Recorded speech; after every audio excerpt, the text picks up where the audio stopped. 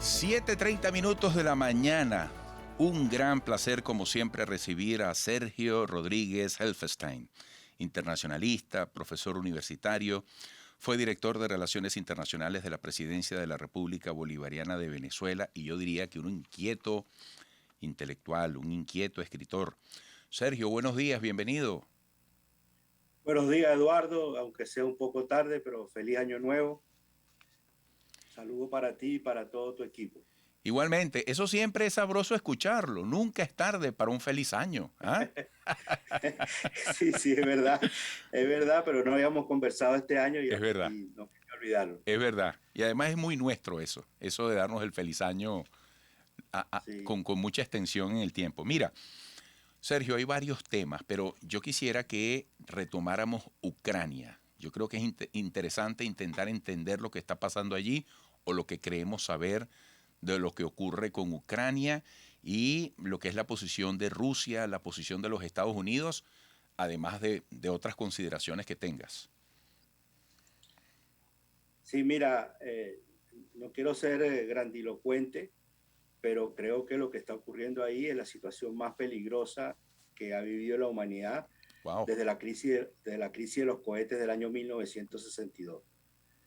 Hay una acumulación de fuerzas militares, de armamento, y una tensión retórica que tú sabes que no necesariamente puede tener un origen en una acción predeterminada por parte de uno u otro gobierno, sino que incluso un accidente, un oficial de bajo rango que tome una decisión equivocada puede hacer explotar toda una situación, toda vez que la concentración de fuerzas militares y armamento es muy grande, no guarda ninguna relación con la situación real que hay, pero se ha ido configurando la idea de una supuesta agresión rusa que Rusia todos los días desmiente.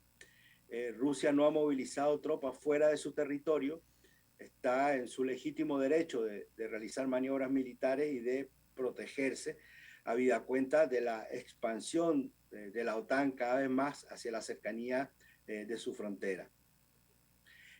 No puede ser casualidad que durante los últimos años,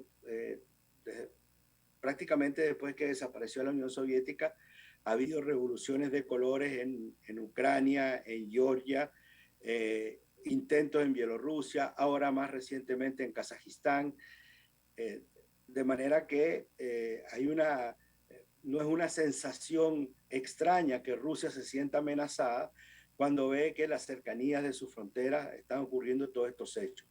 Es como si hubiera revoluciones de colores en México, en Canadá, en Puerto Rico, en República Dominicana, que afectaran los intereses de Estados Unidos. Sería normal que Estados Unidos tomara medidas para proteger su entorno.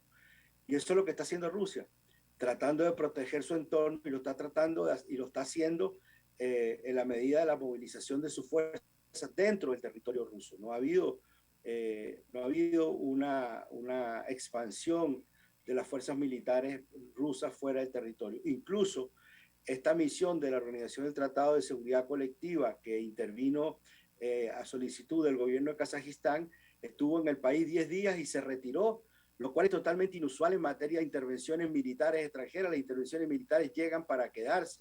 Aquí fueron a solicitud del gobierno, cumplieron la misión y se retiraron. Entonces, y luego, en términos retóricos, es un absurdo decir que se toman sanciones para si ocurre una invasión. Eso es completamente, eso parece una cosa de propaganda, parece una amenaza innecesaria. Yo me acuerdo cuando éramos niños que nos ponían un palito en el hombro y decía, si me tumbas el palito, te pego. Es algo parecido. Ahora, Es una Sergio, amenaza. ¿cómo se puede Sí, desmontar o cómo se puede detener ese escenario que tú estás describiendo? No sé si hay que ir a los orígenes, a los orígenes incluso conceptuales de esto, ¿no?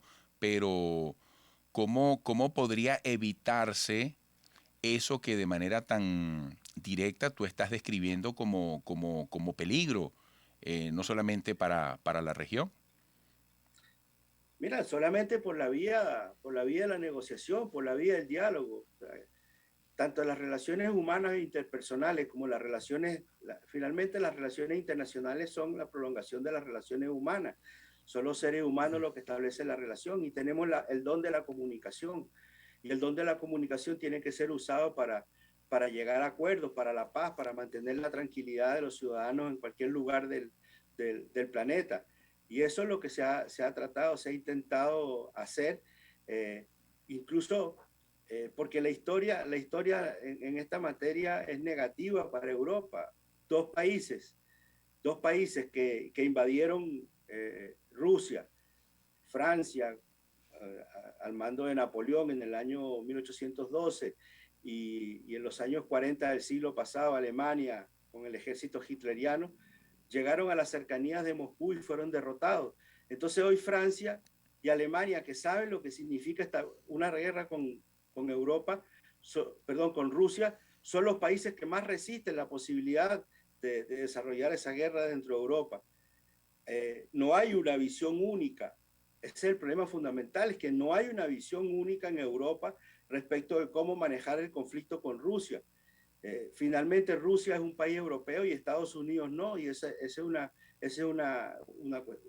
punto de vista elemental que esgrimen algunos de los líderes europeos que no están de acuerdo en elevar las tensiones e incrementar y escalar el conflicto con Ucrania. Aquí hay una clara intervención de Estados Unidos a través de la OTAN que incluso ha incrementado esta diatriba tradicional que existe en Europa sobre su visión europeísta o su visión atlantista.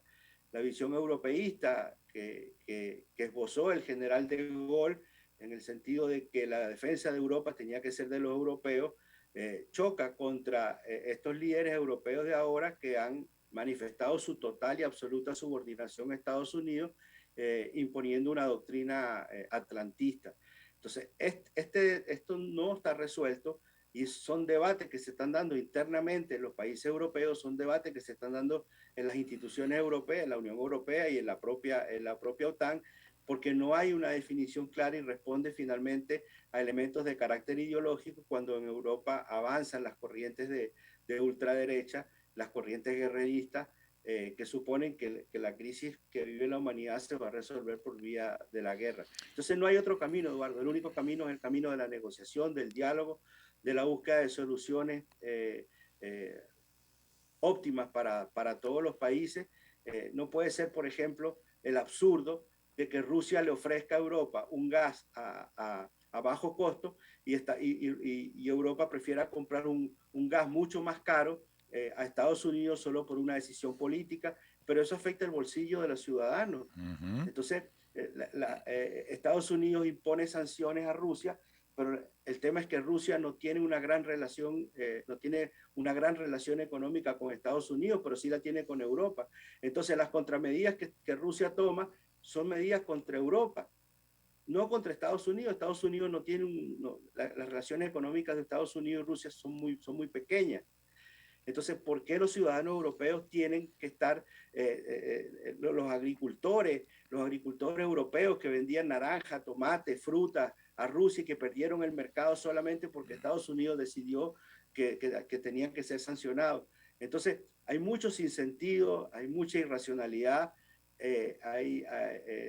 las necesidades de los ciudadanos están puestas en un segundo lugar en función de elementos de carácter político e ideológico. Bueno, mira, Sergio, quedará para otra oportunidad el resto de los puntos que queríamos tocar en esta conversación, pero me parece muy interesante el valor agregado que nos has permitido en tu análisis para entender mejor lo que está pasando en Ucrania, que aunque queda lejos físicamente de nosotros, forma parte de los intereses del planeta, en todo ese contexto que tú has detallado. Mira, un fuerte abrazo y entonces pronto volveremos a conversar para el resto de los temas de la agenda. Un gran abrazo. Seguro, ojalá que fuera en el estudio. Eso. Copiado, como Hasta luego, dicen. Eduardo. Un gran abrazo, gracias. Un abrazo, saludos. Sergio Rodríguez Helfestein, internacionalista y profesor universitario, fue director de Relaciones Internacionales de la Presidencia de la República Bolivariana de Venezuela. Volveremos.